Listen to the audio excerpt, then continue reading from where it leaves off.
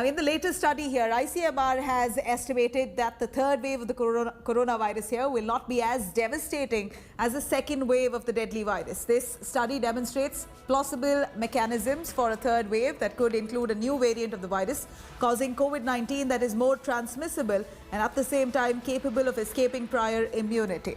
However, the study also points out that imposing lockdown is highly effective in limiting transmission of the viral infection. The study also points out that the use of masks and physical distancing during social interactions are all key factors shaping the transmission rate. Strengthening India's complex healthcare system is another pivotal factor pointing out in the study. Also, ramping up of vaccination coverage could substantially reduce the third wave burden caused by the mutating virus. We found out that the third wave, should it occur, it would not attain a peak or a height as we saw during the second wave. We also combined the scenarios. For example, a viral variant, which is not only capable of escaping the immunity, but also is more transmissible. There again, we realized that the third wave peak would not be as high as we experienced during the second wave.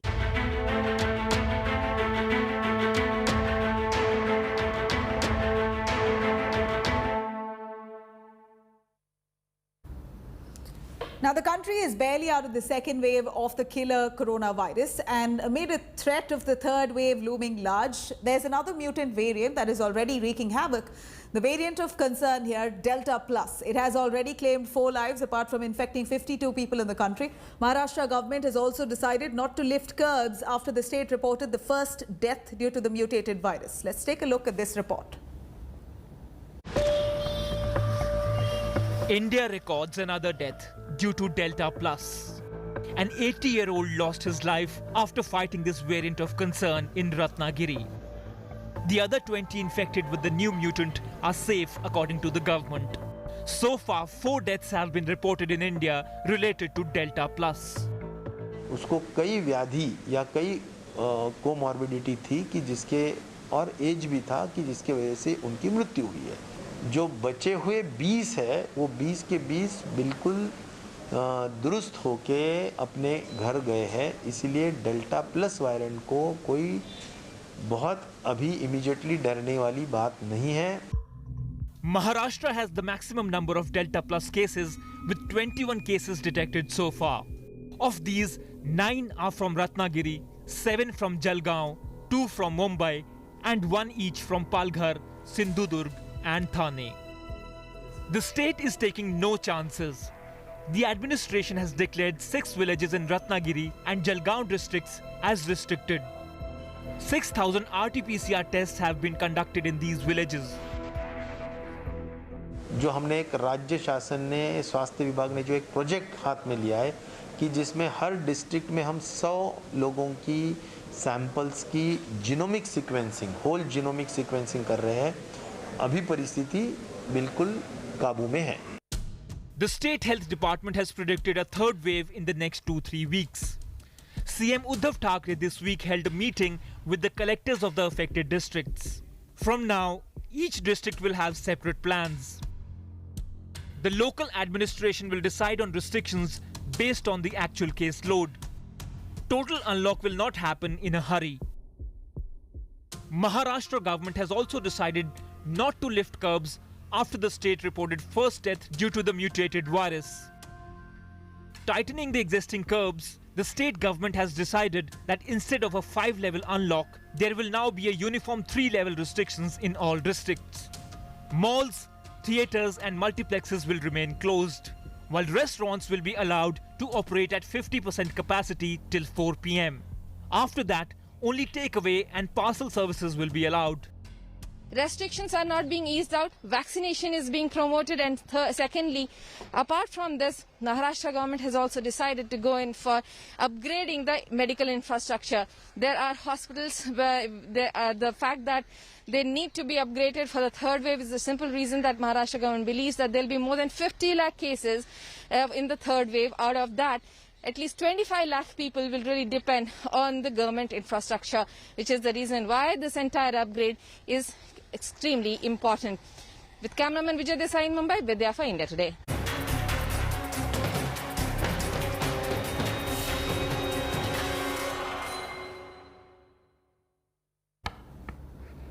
The farmers have now upped their ante against the centre's 3 new farm laws. While marking the 7 months of their long howl, the protesters gave out Raj Bhavans across states and handed over the memorandum to the governors demanding the repeal of the farm laws. Here's what happened through the day while farmers protested.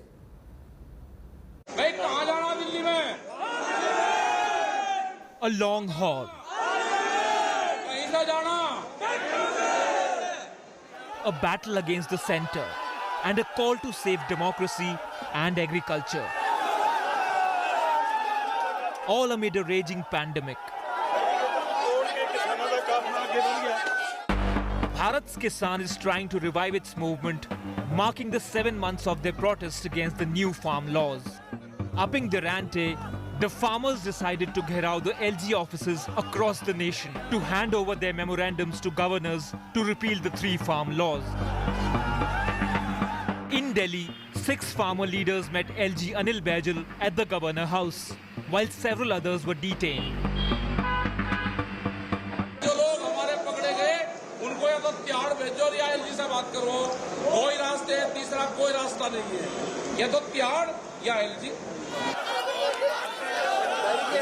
A similar march was carried out in other states as well.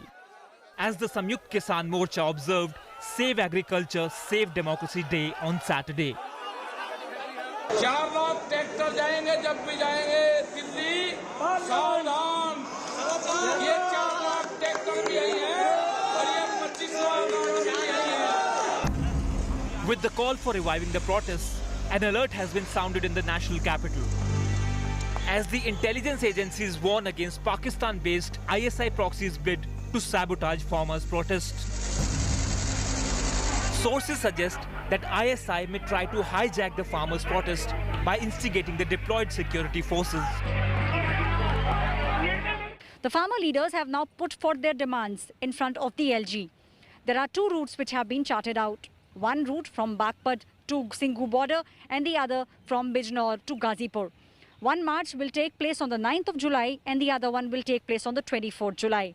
Farmers say they have 4 lakh tractors ready and 25 lakh farmers will be taking part in these protests. They are still figuring out how they want to come to the national capital. This is Aishwarya Paliwal reporting for India Today with camera person Alok Das.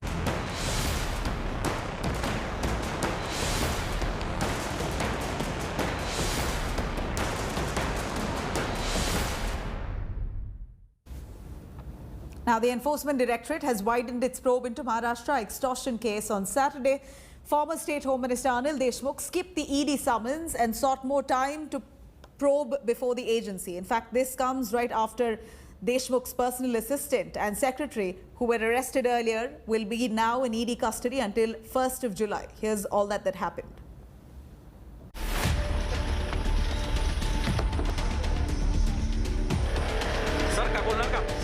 Raids, summons and arrest of aides.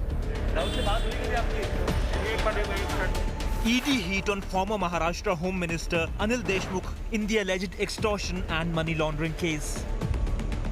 After carrying out multiple raids on Friday, including at Deshmukh's residences in Nagpur and Mumbai, the Enforcement Directorate on Saturday summoned the former Maharashtra Home Minister for questioning in the case. However, his lawyer submitted an application before the ED asking for more time. जो explanation चाहिए था उनको, वो documents अब तक हमें नहीं दी गई. इसके लिए हमने लेटर दिया है बकायदा, जिसमें हमने डिमांड किया है कि आप हमको वो सब केस के बारे में जो जो आपको रिक्वायरमेंट्स है या क्वेश्चंस है उसका हमको डॉक्यूमेंट्स फर्निश कीजिए. Accordingly we will furnish our return detail submission. समय का वैसे कुछ नया जो अपीयरेंस दिया. The summons were issued after ED's late-night arrest of Deshmukh's personal secretary Sanjeev Palande and his personal assistant Kundan Shinde in the money laundering case. India Today learns that ED officials have found money trail of rupees 4 crores that was allegedly extorted from around 10 bar owners. Sources say money was collected by dismissed Assistant Police Inspector Sachin Vaze on orders of Deshmukh. The collections were then diverted to Deshmukh through the shell companies located outside Maharashtra and owned by his close relatives. The recent ED action triggered political war of words, with BJP claiming Deshmukh's arrest will follow soon. Sanjeev Palande और कुंदन शिंदे ये अनिल देशमुख की सहायता करते थे। कल देर रात गिरफ्तारी हुई।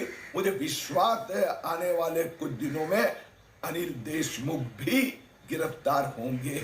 महाराष्ट्र की जांच एजेंसी भी बहुत अच्छी तरह से काम कर सकती है। शिवसेना के मंत्री हो, शिवसेना के विधायक हो, एनसीपी या कांग्रेस के विधायक हो, सबको इस प्रकार से लपेटने का काम चल रहा है। In a letter to the Chief Minister, Uddhav Thackeray, Parambir Singh alleged that Anil Deshmukh had ordered the now suspended API Sachin Waze to collect 100 crore rupees from various bars and restaurants every month.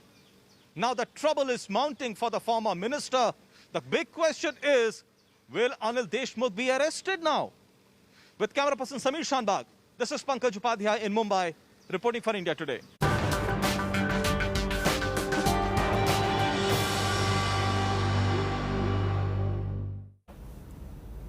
Now, as the controversy continues to loom over the alleged land scam for the Ram Temple in Ayodhya, Prime Minister Narendra Modi held a virtual review meeting with UP Chief Minister Yogi Adityanath on the holy city's development plan. Yogi Adityanath presented the vision document of Ayodhya to the Prime Minister, who also takes stock of the Ram Temple construction's groundwork. Here's more on that. रामात्रश्यति कालभेम भुजगो रामस्य सर्वं वशे रामे भक्तिरखण्डिता भवतु मे 5th August 2020, a historic day for crores of Hindus, when Prime Minister Modi laid the foundation stone for the Grand Ram Temple.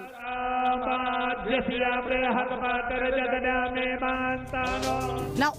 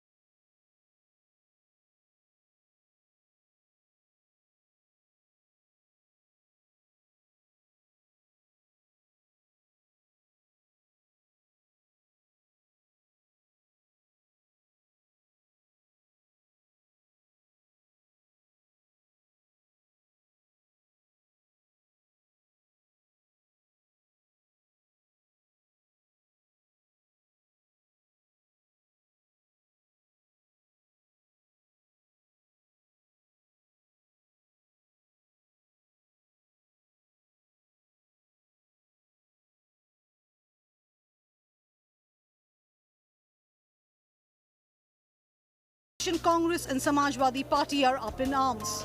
Congress questioned the silence of the Prime Minister and the Chief Minister over the alleged land scam for the Ram Temple, while Samajwadi Party asked what is the Prime Minister's vision for farmers and the country's healthcare. Bharatiya Janata party GST पे चुनाव नहीं लड़ सकती, demonetisation पे नहीं लड़ सकती, Covid पे नहीं लड़ सकती। चुनाव आते आते राम मंदिर का मसला फिर एक बार फिर खड़ा हो जाता है। हम ये कह रहे हैं कि प्रधानमंत्री जी के पास इस देश के लिए कोई प्लान नहीं है। क्या प्रधानमंत्री जी के लिए के पास जो प्लान है कि हमारे देश की किसान नीति क्या है? मंदिर का मुद्दा सॉल्व हो चुका है। जो ट्रस्ट बना है वो अपना काम कर रहा है। Prime Minister Modi's meet with Yogi Adityanath on Ayodhya holds significance, especially as it comes just months before the crucial UP Assembly polls. And Ram Temple has been BJP's top agenda for long. Bureau Report, India Today.